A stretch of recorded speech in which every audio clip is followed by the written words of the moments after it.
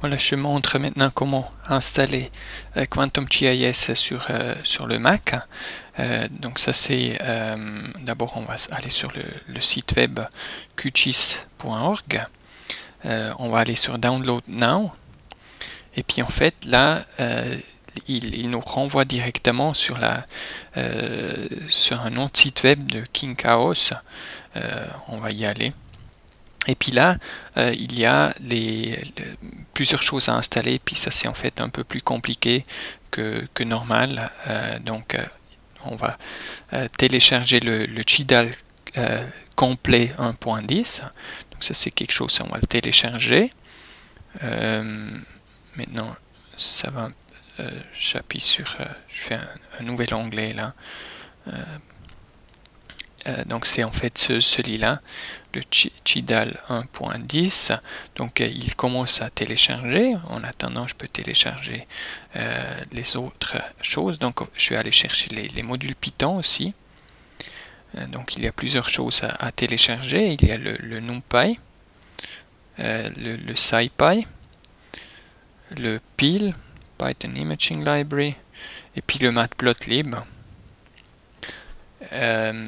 Et puis on peut encore installer le RPy tout. Voilà. Donc ça c'est en principe c'est tout à ce niveau-là. Au niveau des modules Python, je vais retourner sur la première page. Je vais il faut télécharger encore QGIS. Ici le Snow Leopard c'est pour le 10.6, donc c'est un système assez vieux. 17, 10.8 et puis aussi 10.9, c'est celui-là ici. On peut le télécharger tel quel. Il y a une chose qui nous manque encore, c'est en fait un framework qu'on peut aller chercher ici. Et puis c'est le framework FreeType. Donc je vais le télécharger, celui-là aussi. Donc on a toute une série de choses qu'on a téléchargées. Le reste, on n'a pas besoin, ou bien ils sont déjà inclus dans des frameworks qu'on a avant. Donc on va, une fois qu'on a terminé avec l'installation, avec le téléchargement, pardon, on peut sortir ici. Moi je vais aller chercher dans les downloads. Donc il y a tout qui vient là. Je vais sortir sur le bureau, comme ça on peut récapituler les choses. Voilà. Ok. Le GDAL complete. Le FreeType ici. Le SciPy. Et puis il y a deux qui sont encore en train d'être téléchargés. Je les laisse finir et puis je commence l'installation. Donc je vais commencer par le GDAL complete, ici. Voilà, on le monte. Ok.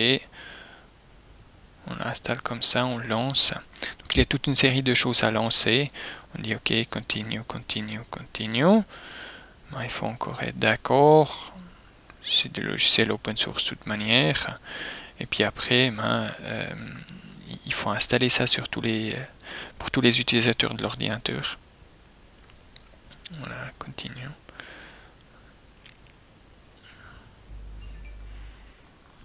Voilà, on a fini.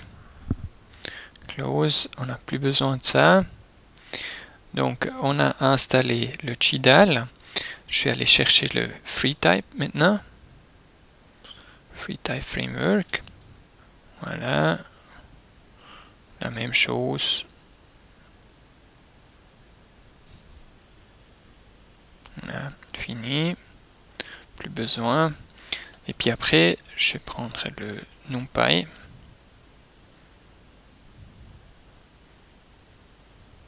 Puis là, c'est encore une fois, évidemment, la même chose.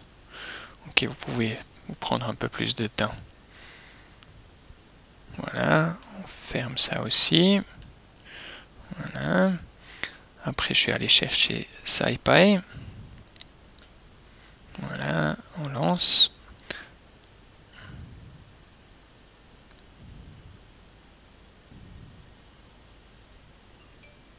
Voilà, ça aussi c'est bon.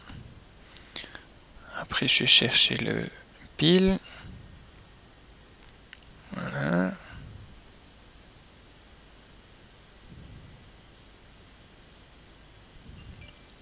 Ça aussi fini.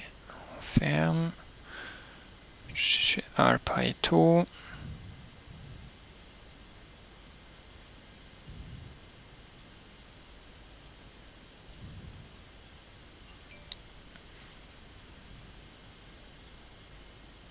Voilà. Maintenant, les deux autres sont prêts aussi. Il y a Matplotlib et QGIS finalement. Donc ça, on n'a plus besoin. Donc Matplotlib. Ok.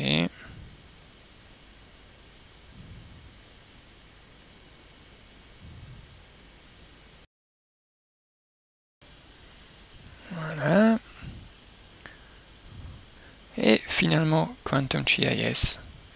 Et puis, bon, il faut vraiment lire ça avant. Voilà, donc si on a un vieux QGIS.app dans nos applications, moi, il faut l'enlever. Donc on va aller faire ça.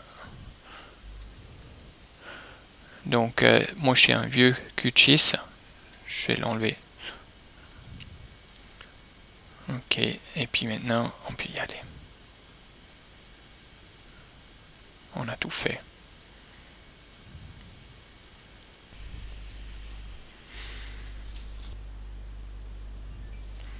Voilà, et puis maintenant on a fini. Donc je peux fermer ça. Si on regarde aussi ici, à chaque fois il y a le disque virtuel qui est monté. C'est une image disque, en fait on appelle ces trucs. Je les sors tous. Voilà.